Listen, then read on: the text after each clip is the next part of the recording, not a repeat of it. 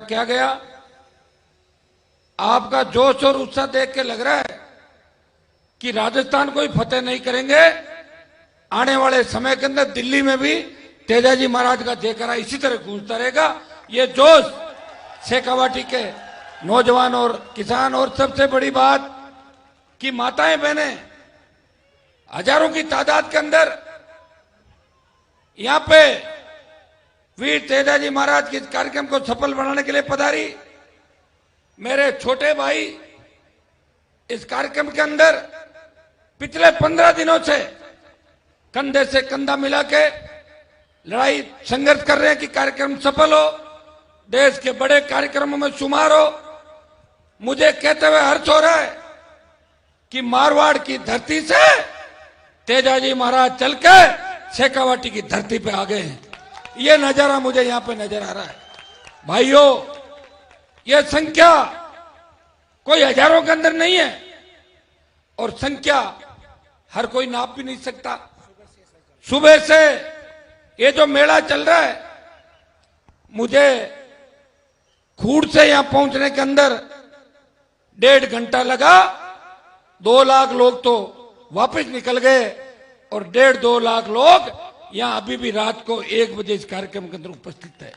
यह तय है कि आने वाला समय राजस्थान के अंदर तेजाजी के भक्तों का है। सत्ता पे कब्जा करने से हमें कोई रोक नहीं सकता। यह नजारा मुझे यहां पर नजर आ रहा है।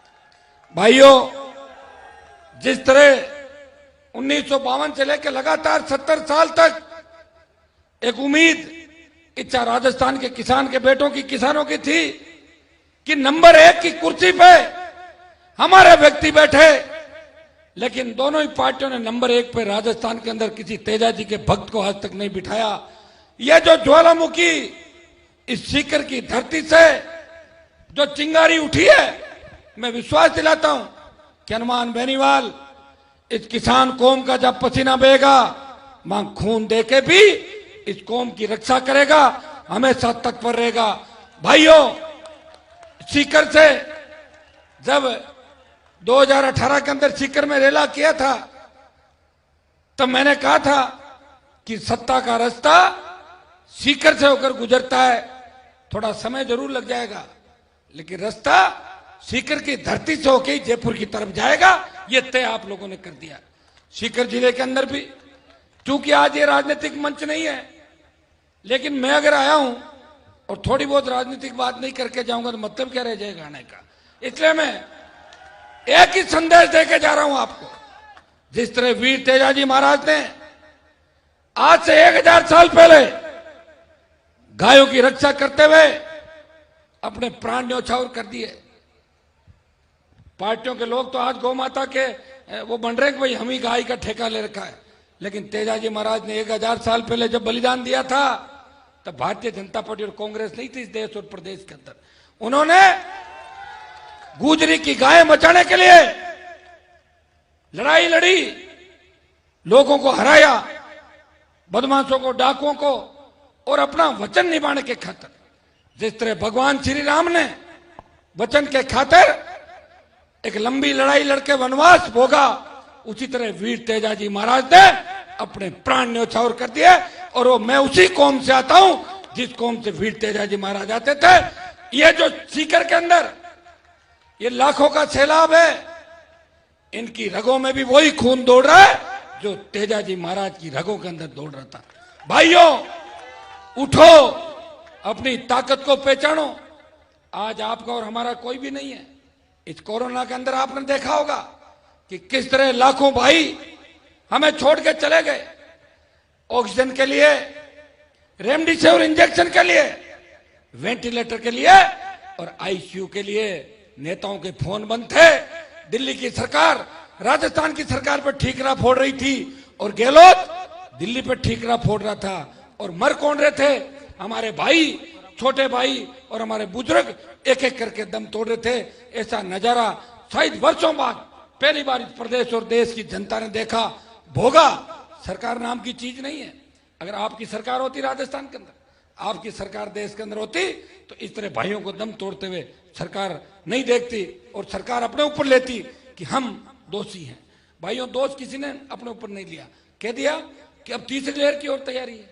अब आप बताओ, एक लहर गई, दूसरी लहर चली गई, हम व्यवस्था नहीं कर सके, तीसरी लहर की तैयारी है। लेकिन मुझे लग रहा है कि आज सीकर के अंदर ये तीसरी लहर आपने खत्म कर दी कोरोना की।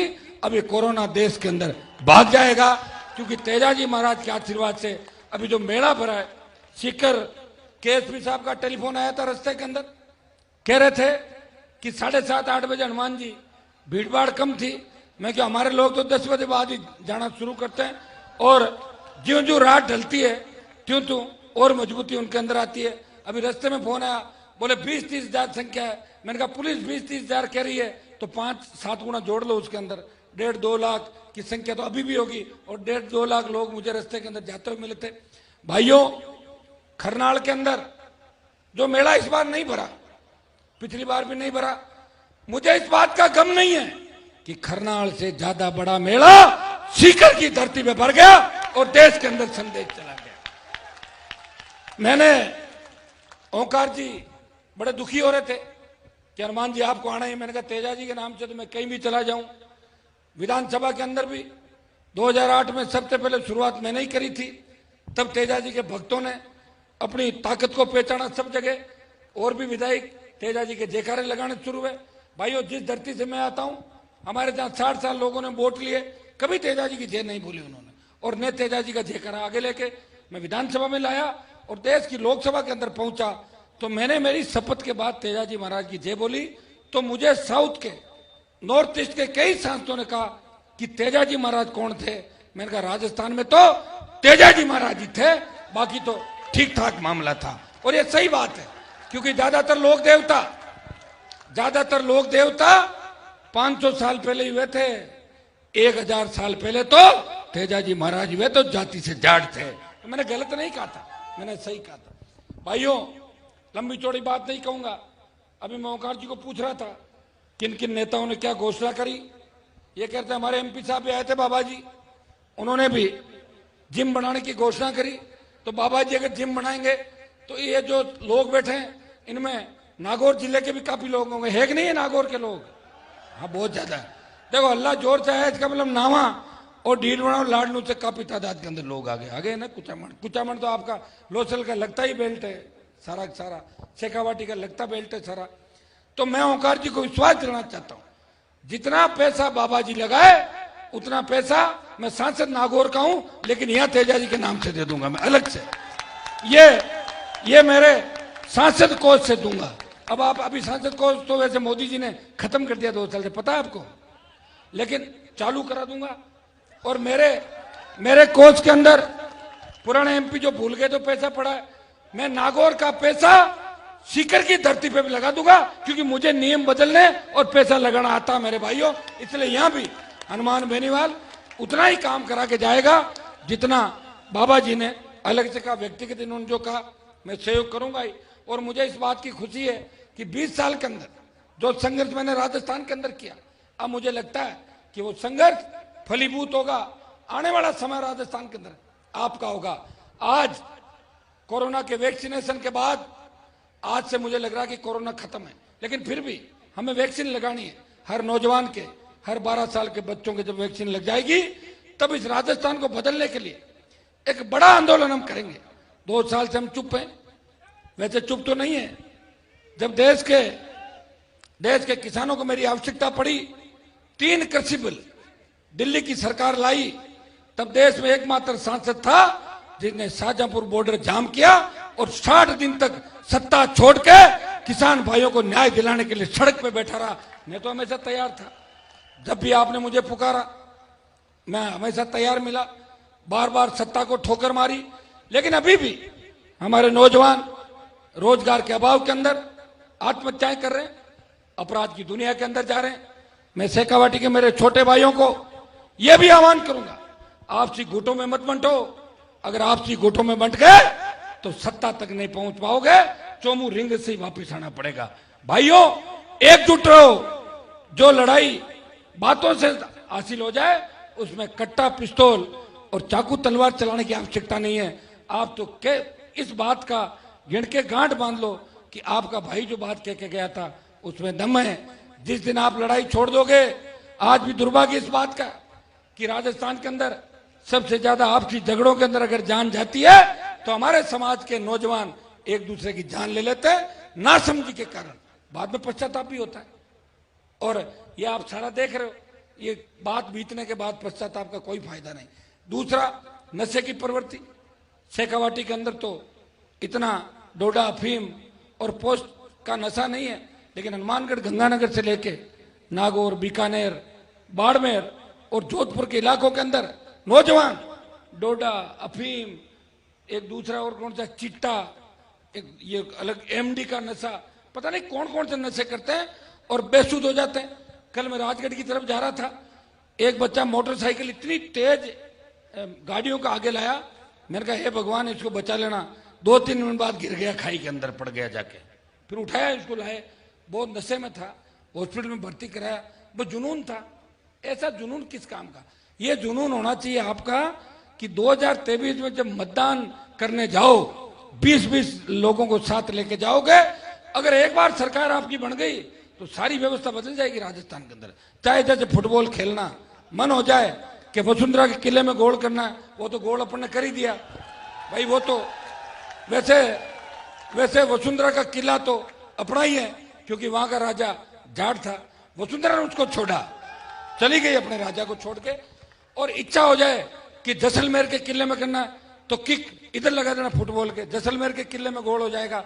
वो तो 15 मिनट के अंदर ही हो जाएगा। एक बार सरकार तो बनाओ आप लोग। मैं आपको विश्वास दिलाता हूं कि नागौर से लेके बाड़मेर तक 45 सीट है। मैं दावे के साथ कह रहा हूं, आज तेजाजी महाराज के मंदिर के प्रांगण में खड़ा हूं। यह राजनीतिक बात नहीं करनी चाहिए, लेकिन राजनीतिक बात सुनने के लिए तो हजारों नौजवान और माताएं बहनें बैठी है। भाइयों, उन 45 सीट में से 25 से ज्यादा सीटें कांग्रेस और भारतीय जनता पार्टी को हरा के राष्ट्रीय लोकतांत्रिक पार्टी मारवाड़ की धरती से जीतेगी। शेखावाटी के अंदर अगर आप तैयार हो जाओ तो सत्ता का रास्ता शेखावाटी की तरफ जाता है। बीकानेर, गंगानगर, हनुमानगढ़, सीकर, चूरू, झुंझुनू, टोंक, चित्तौड़, अलवर, भरतपुर, भीलवाड़ा, अजमेर से लेकर उदयपुर तक अगर एक बार तय कर लो कि हमें इन दोनों पार्टियों को देखा 70 साल के अंदर पीने का पानी भी नसीब नहीं हुआ।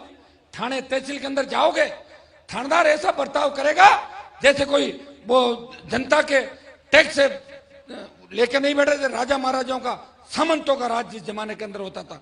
भाइयों, थानेदार तहसीलदार का व्यवहार सुधारना होगा। हमें लोगों को रोजगार देने होंगे, व्यवस्था बदलनी है।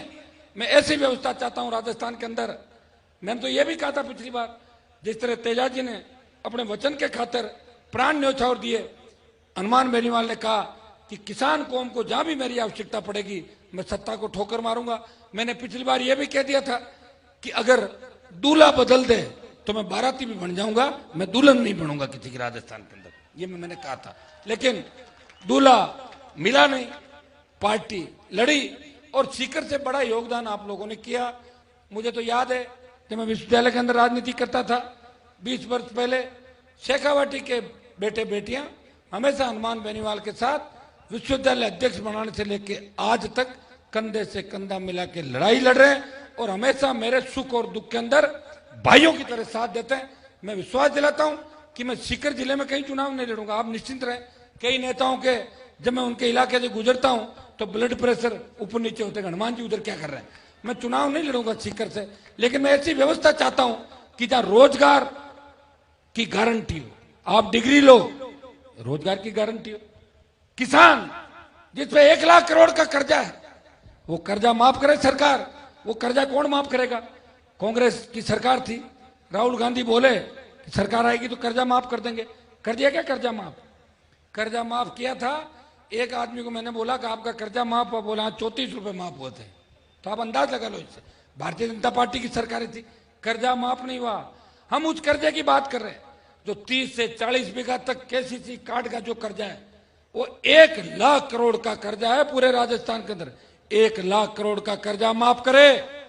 जब धन्ना सेठों का दिल्ली में 15 साल में कांग्रेस और भारतीय जनता पार्टी की सरकारों ने 3 लाख करोड़ का कर्जा माफ किया, तो राजस्थान के अंदर भी 1 लाख करोड़ का किसानों का कर्जा माफ होना चाहिए। दूसरी हमारी मांग थी कि फ्री बिजली मिले किसान को।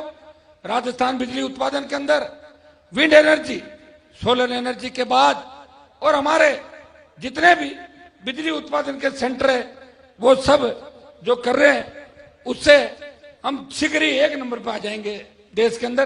तो भाइयों, जो प्रदेश बिजली उत्पादन में आत्मनिर्भर हो जाए, वहां किसान को फ्री बिजली क्यों नहीं मिले? कई स्टेट में फ्री बिजली मिल रही है और ज्यादा रेवेन्यू का लॉस नहीं होगा। 10,000 करोड़ रुपए अतिरिक्त रेवेन्यू देना पड़ेगा।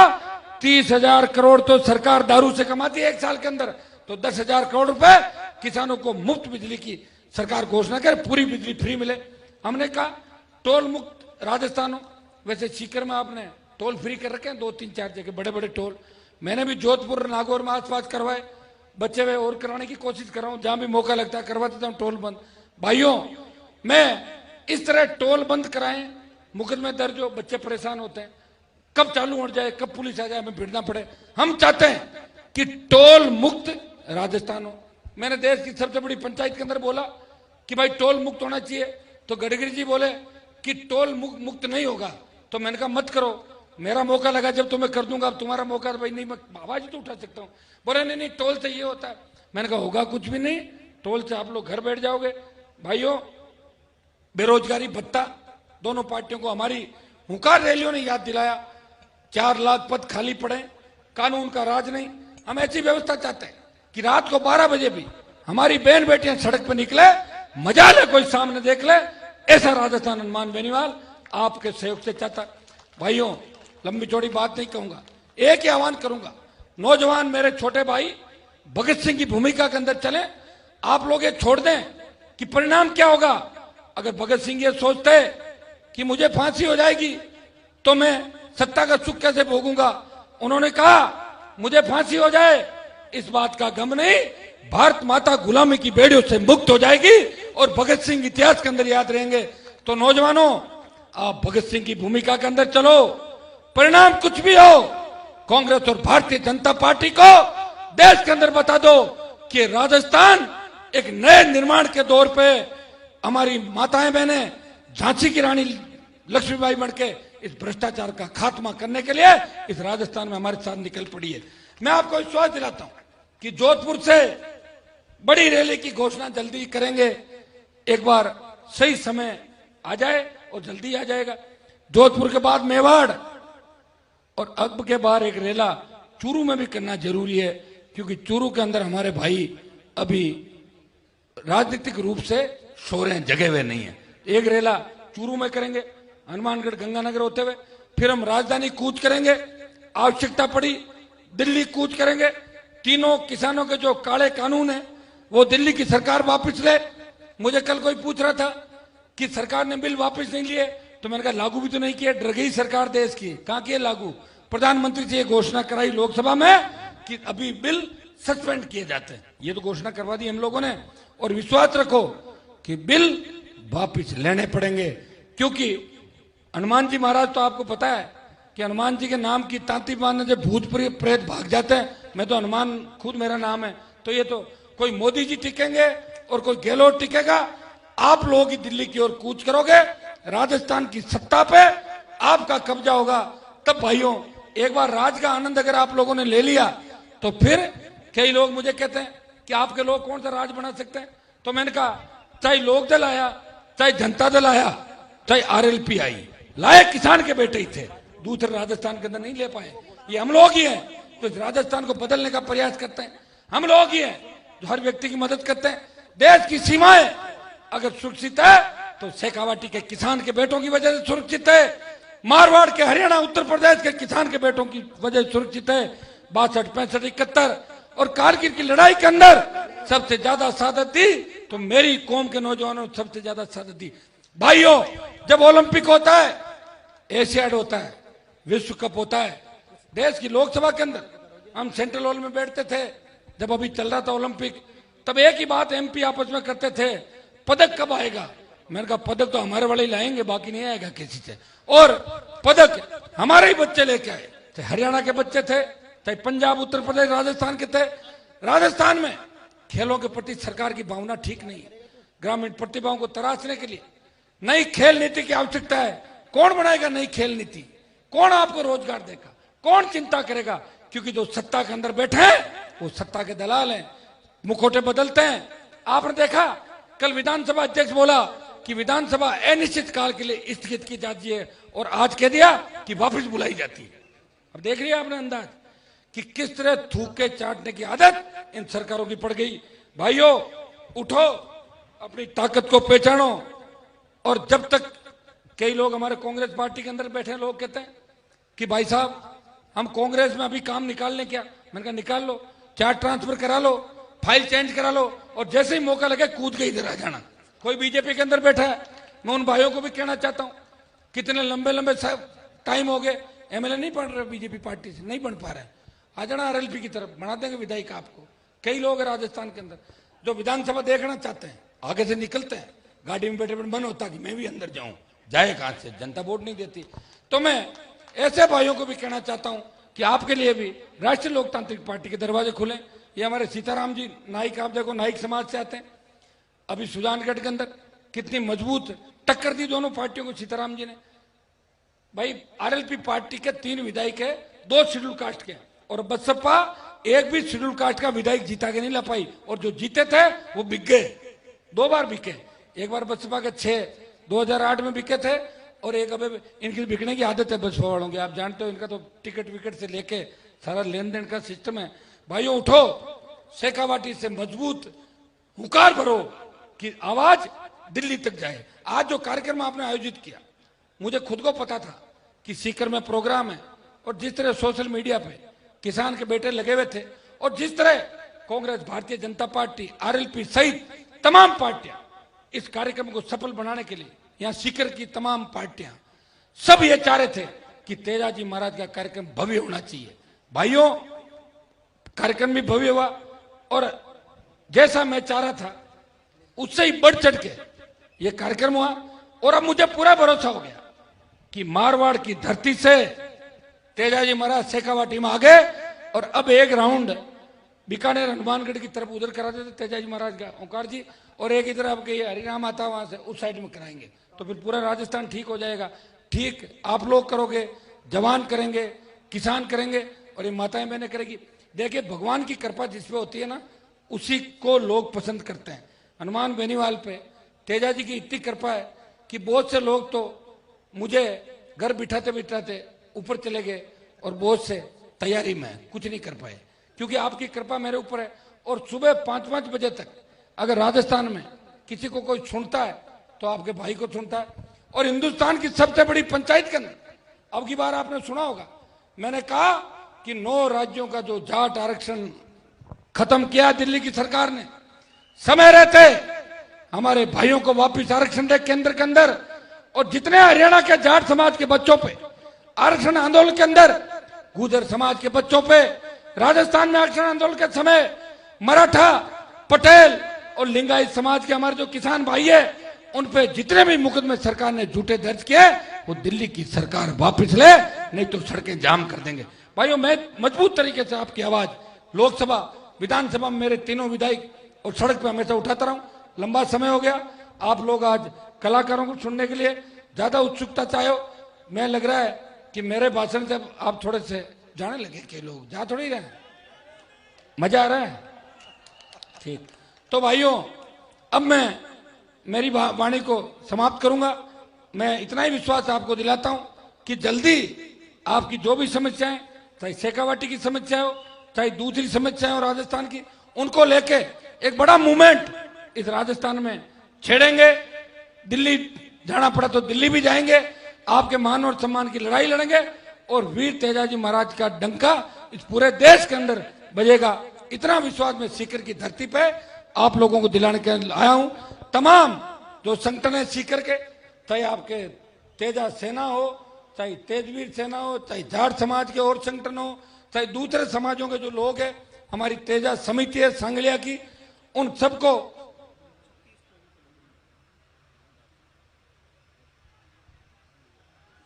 ओमदास जी महाराज का भी टेलीफोन आया था कि मुझे यहाँ आना है। तो मैंने कहा महाराज जी आप परेशान मत हो, मैं तो यहाँ आ जाऊंगा, लेकिन आप इधर आ जाओ ना, हमारी तरफ काफी काम सोल हो जाए।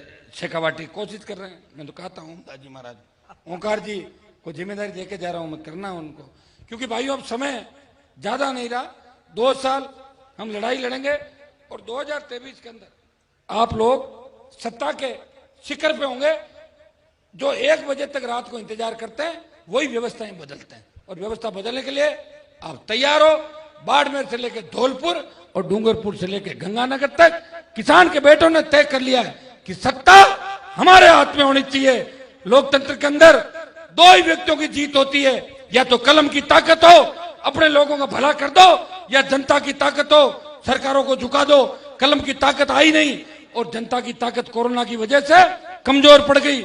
लेकिन आज जो शेखावाटी के अंदर आपने करवट ली है, इसका मैसेज पूरे देश के अंदर जाएगा कि शेखावाटी का नौजवान, शेखावाटी का किसान और शेखावाटी की माताएं बहनें इस आजादी की दूसरी लड़ाई के अंदर कंधे से कंधा मिला के इस व्यवस्था परिवर्तन करने के लिए तैयार खड़े हैं। मैं विश्वास दिलाता हूं कि मैं हमेशा आपके बीच रहा, आगे भी बीच रहूंगा। मंदिर निर्माण में सभी साथी ज्यादा से ज्यादा योगदान करें और देश का सबसे भव्य व ऐतिहासिक मंदिर बने। वैसे जो जो मंदिर बनेगा त्यों त्यों सरकार नजदीक आ जाएगी, और सरकार अगर बन गई तो फिर आपको कुछ कहने की आवश्यकता नहीं, अपना आप रातों रात तैयार हो जाएगा सारा राजस्थान के अंदर। जहां मंदिर चाहोगे मंदिर, और जहां जैसा चाहोगे सब चीजें मिलेगी। उसके लिए सरकार जरूरी है, और सरकार बनाने के लिए हमें तेजाजी महाराज के मंदिर और इस तरह के भव्य जागरण, राजनीतिक बिना सारे राजनेताओं को। मुझे इस कार्यक्रम की एक बात यह भी अच्छी लगी कि कोई राजनीतिक मंच नहीं रखा आप लोगों ने, और सब नेताओं को बुलाया। और मुझे खुशी है कि सारी पार्टियों के नेता आए, और आपने खिलाड़ियों का भी भाई, और 36 कौम के लोग आए। 36 कौम के लोग तो वैसे ही हमसे राजी हैं, क्योंकि जब देश को आजाद कराया, जब जागीरदारी प्रथा थी, बूथ तक पकड़ के किसी को ले गए तो जाटों के बच्चे ही थे जो वोट दिलाने के लिए पहली बार सारे भाइयों को लेके गए। लेकिन हमारे बीच में नेताओं ने उस चीज को भूल गए। नेता लोग 20-30 साल से आराम करते रहे, अपना बिजनेस करते रहे, व्यापारी बन गए किसान कौम के नेता। व्यापारी बनने से धीरे धीरे दूसरी जातियां हमें छोड़ के चली गई। भाइयों उठो, मेरे जैसा लड़ाका दोबारा आपको नहीं मिलेगा जो 100% शुद्ध है, जो 24 कैरेट सोने की तरह है। काजल की कोठरी में रहते हुए हनुमान बेनीवाल पे कोई उंगली नहीं उठा सकता, और मैं जिसके पीछे पड़ा उसको उसकी नानी राजस्थान के अंदर याद दिला दी, ये आप अच्छी तरीके से जानते हो। इसलिए लोग मेरे सामने निकलते हॉर्न बजा के निकलते हैं कि हनुमान जी वाला इलाका आ गया। आप सब लोग